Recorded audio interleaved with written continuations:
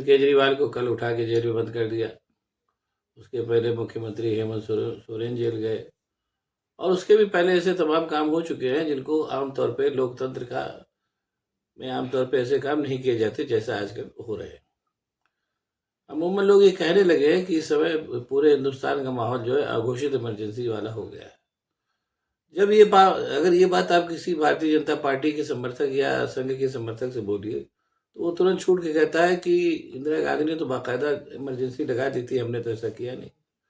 वो बात भी एक हद तक सही है। इसलिए आज आइए, सारे मुद्दे तो अपनी एक तरफ हैं ही।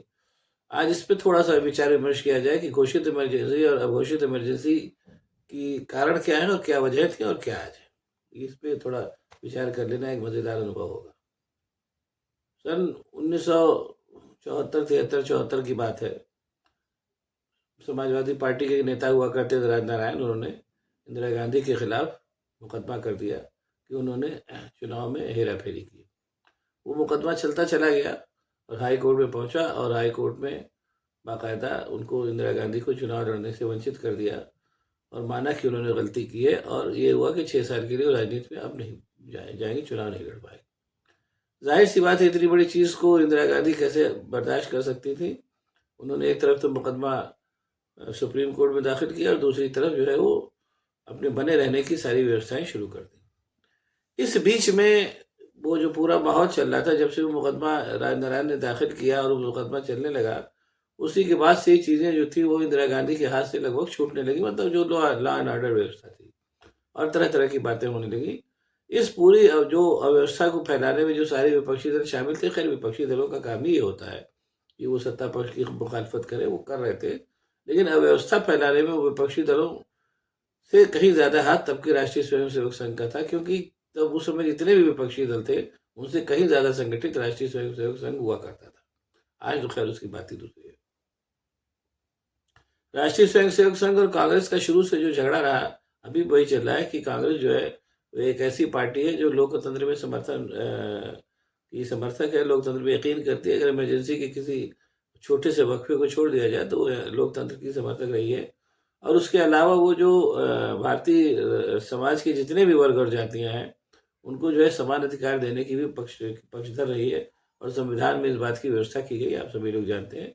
और उसी के चलते संविधान में जो व्यवस्थाएं की गई, उसी के चलते दलितों और पिछड़ों का एक ऐसा वर्ग अस्तित्व में आया जो जिसके जगह जगह नेता कुछ खड़े हुए थे। यहाँ पर जैसे मायावती हैं, अखिलेश यादव हैं, या उधर आपके क्या नाम है लालू यादव हैं, उनके लड़के तेजस्वी यादव हैं, ये सब है। ये कहीं ना कहीं उस संविधान में दी गई उन व्यवस्थाओं के चलते जन्मे हैं जो कांग्रेस ने दिया कि चलते जिसके चलते पिछड़ी और दलित जातियां भी आगे आए, वो आगे आई भी। और वो एक आरक्षण तो खैर उसका एक बहुत बड़ा वो है ही उपादान, आप सब जानते हैं। लेकिन बहरहाल मामला छटका और मामला इस कदर खराब हो गया विपक्षी दलों के क्या नाम है झगड़े से और क्या नाम है संघ के दखल थे कि अगर इंदिरा गांधी के मुकदमा हारने के बाद से और सुप्रीम कोर्ट का फैसला आने तक ये चीज़ें एकदम हाथ से बाहर जाने लगी और इंदिरा गांधी ने इमरजेंसी लगा दी, जिसकी जिक्र होता है। इमरजेंसी को लेकर के जाहिर सी बात है, इमरजेंसी का विरोध होना भी था और होना चाहिए भी था और हुआ भी। और उस इमरजेंसी में जितनी ज़्यादा बहुत डाउन, उसमें कोई शक नहीं कि बहुत ज़्यादा वो भी हुई, क्या नाम है परेशानियां भी लोग दी गई, सारे नेताओं को जेल भेज दिया गया। लेकिन ऐसा उस समय भी नहीं हुआ कि जो जो विरोधी दल के मुख्यमंत्री थे उनको इमरजेंसी में जेल भेज दिया जाता या विरोधी दलों के अकाउंट सीज कर दिए जाते, ऐसा तब भी नहीं हुआ। और मैंने इमरजेंसी को देख रखा है। इमरजेंसी में ठीक है अत्याचार हुए विपक्षी दलों के ऊपर, उससे इनकार नहीं है। लेकिन कुल मिलाकर के इमरजेंसी में माहौल को बिगाड़ने में विपक्षी दलों का और के कार्यकर्ता को, काफी बाद में तो तमाम लोगों को जेल भेज दिया गया था, और संघ के लोगों का कहीं ज्यादा हाथ था।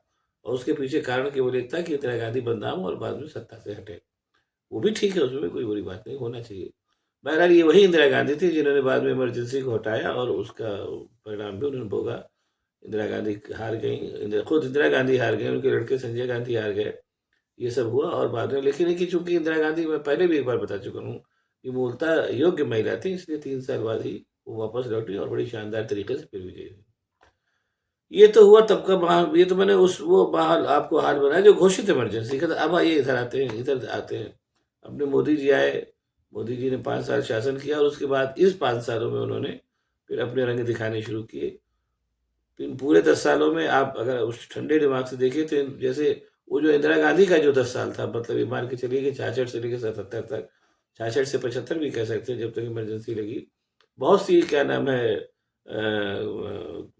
क्या नाम है उपलब्धियां उनके खाते में रही। हरित क्रांति रही, परमाणु विखंडन रहा, और बांग्लादेश की लड़ाई हुई जिसमें उन्होंने एक अलग देश बना डाला। सिक्किम और भूटान को उन्होंने अपने कब्जे में किया। ये सब सारी चीजें जो थी इंदिरा गांधी के पास उपलब्धियां थी जिनको वो गिना सकती थी, और शायद यही वजह रही कि 3 साल बाद वो फिर से सत्ता में लौटी। लेकिन अपने इधर नरेंद्र मोदी साहब हैं, इनके पास 10 सालों में गिनाने के लिए कोई उपलब्धियां नहीं है। इसलिए इन्होंने एक वही इमरजेंसी वाला माहौल लगाया। सारे नेताओं को जेल भेजना शुरू किया, कांग्रेस का खाता सीज कर दिया, दलों को तोड़ फोड़ किया, ये सब सारी बातें उन्होंने करनी शुरू की। और उसके पीछे माहौल केवल है कि वो उनके पास कुल अब उपलब्धियों के नाम पे उनके पास कुल एक उपलब्धियां हैं, वो उपलब्धि है राम मंदिर, अगर उसको उपलब्धि माने तो। बाकी जो उपलब्धियां वो गिनाते हैं, 5 किलो चावल और क्या नाम है प्रधानमंत्री आवास, ये सब चीजें पहले भी थी, ऐसा कुछ नहीं है। पहले इंदिरा आवास नाम से लोगों को मकान मिलते थे, अब प्रधानमंत्री आवास से मिल रहे हैं। कुल मिला के अपने नरेंद्र मोदी साहब ने उन्हीं योजनाओं को प्रधानमंत्री योजनाओं के नाम से फिर से प्रचारित करना शुरू किया, जो ऑलरेडी प्रचारित थी, चाहे वो चाहे जो भी योजना। और एक चीज़ मैं और भी बता दूं, इस समय जो 5 किलो जो अनाज अनाज बंट रहा है मुफ्त में, ये भी प्रधानमंत्री मोदी की स्कीम नहीं है। ये सुप्रीम कोर्ट का बहुत फैसला आया था बहुत पहले कि अगर अनाज बहुत ज़्यादा है तो लोगों को बांट दिया जाए। उसी के चलते मिड डे मील स्कीम भी शुरू हुई, ये सब हुआ। यानी अब आप दोनों पक्षों का जो दोनों पक्ष थे, चाहे जैसे वो जो घोषित इमरजेंसी और जो आज की इमरजेंसी, इसको देख लीजिए।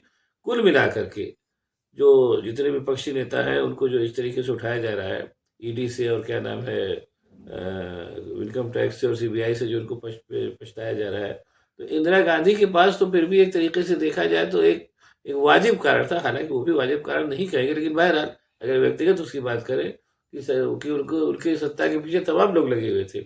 मोदी जी के साथ तो ऐसा कुछ है नहीं। मोदी जी ने 5 साल शासन किया, फिर उनका 5 साल हुआ, फिर 5 साल उन्होंने शासन किया। और जहाँ तक मेरा मेरा पर्सनल मानना है कि मोदी जी ने विरोध का वो स्वरूप नहीं देखा जो इंदिरा गांधी ने देखा था। मैं पहले भी बता चुका हूँ कि तब के विरोधी नेता ऐसे होते थे, उन्नी कृष्णन और पीलू मोदी और आर नारायण जैसे, जो संसद में लेट लेट जाते थे। अपना मोदी जी का जमाना जो ट्विटर का और क्या नाम है उसका जमाना है, नेता लोग ट्विटर से ट्वीट करके अपने घर में बैठे रहते हैं। तो जैसा संघर्ष और जैसा विरोध इंदिरा गांधी ने झेला, वैसा विरोध क्या नाम है अपने मोदी जी ने नहीं झेला, नंबर एक। और नंबर दो, वो राष्ट्रीय स्वयंसेवक संघ जो इंदिरा गांधी को सत्ता को उखाड़ने में और लोकतंत्र को भी उखाड़ने में इंदिरा गांधी के पीछे हाथ धो के पड़ गया 1975 से 77, उसके पहले के दौरान, वो पूरा राष्ट्रीय स्वयंसेवक संघ इस समय मोदी जी के साथ है। हालांकि उद्देश्य उसका भी वही है कि मोदी जी के माध्यम से लोकतंत्र जो है अगर कमजोर किया जा सकता है तो किया जाए, क्योंकि राष्ट्रीय स्वयंसेवक संघ कभी भी लोकतंत्र का हामी नहीं था। आप उसकी किताबें उताबें बिठा के देख सकते हैं, उनके नेताओं से बात करके भी देख सकते हैं। और उनकी जो चूंकि संघ मैंने पहले भी कहा था एक बंद सा संगठन है, इसलिए उनकी विचारधारा से भी, जिस तरीके के उनके काम है, उससे भी आप ये नतीजा निकाल सकते हैं कि लोकतंत्र की हिमायती संघ कभी नहीं रहा। हाँ, लोकतंत्र का फायदा उठा करके संघ ने अपने आप को उतना मजबूत जरूर किया कि अब वो आज की तारीख में एक मतलब संगठन के रूप में सामने खड़ा हुआ है, जिसके हाथ में सत्ता भी है, और जिसकी पूरी कोशिश ये है कि लोकतंत्र अगर हिंदुस्तान से खत्म हो जाए और केवल भारतीय जनता पार्टी और संघ का शासन बना रहे तो बहुत अच्छी बात है। लेकिन देखिए, तेरे मन कुछ और है, करता के कुछ और। चुनाव होने वाले हैं, देखिए क्या होता है, जो होगा सामने आएगा। अब अगर आपको मेरा वीडियो पसंद आया तो इसको शेयर करिए, लाइक करिए, साथ ही साथ मेरे चैनल को सब्सक्राइब करिए अगर आपको ये वीडियो पसंद आया हो तो। और मैं अभी ऐसी और भी बातें आपको बताता रहूँगा। बहुत बहुत धन्यवाद।